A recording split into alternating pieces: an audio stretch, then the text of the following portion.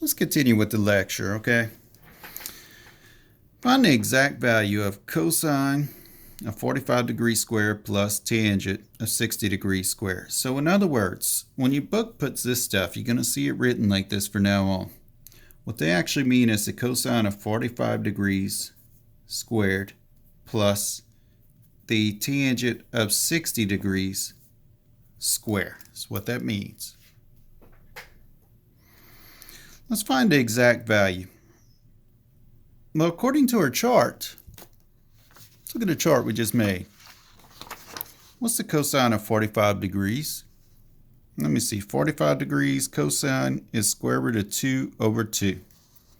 So I'm going to put square root of 2 over 2, and it needs to be squared. Plus, how about the tangent of 60? If I look at my chart right now, because I haven't had time to memorize it, tangent 60 degrees is square root of 3. So I'm going to put in square root of 3 squared. Well, let's simplify this stuff. What happens if I square this? Go ahead and work it over here. Square root of 2 squared is just 2. And my denominator squared is 4. Plus square root of 3 squared is just 3. Well, that's the same thing as 2/4 plus 3 over 1. Let's get a common denominator. So let's multiply by 4 over 4 here. And we get 2/4 plus 12/4. What does that give me? 14/4? Well, what's 14 over 4? We can simplify that by dividing top and bottom by 2, and we get 7 over 2.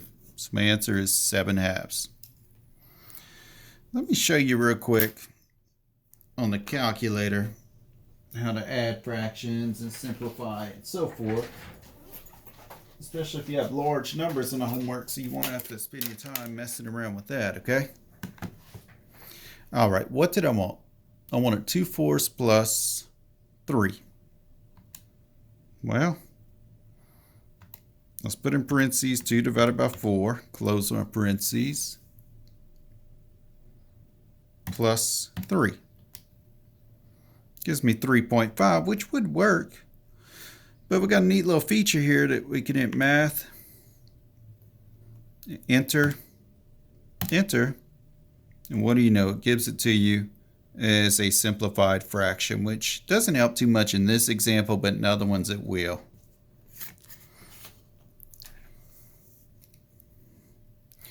Let's look at objective 4. Use fundamental identities.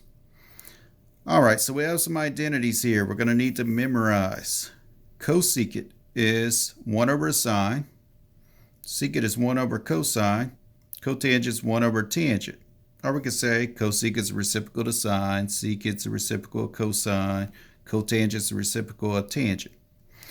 This is one we just used in the chart. Tangent is equal to sine over cosine.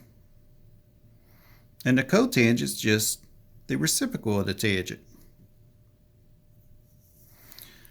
All right, and let's look at these identities.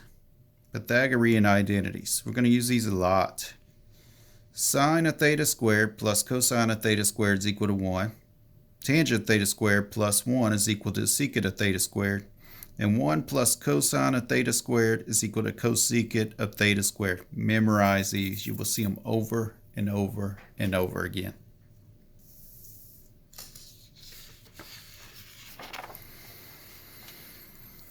All right, then we have some cofunction identities.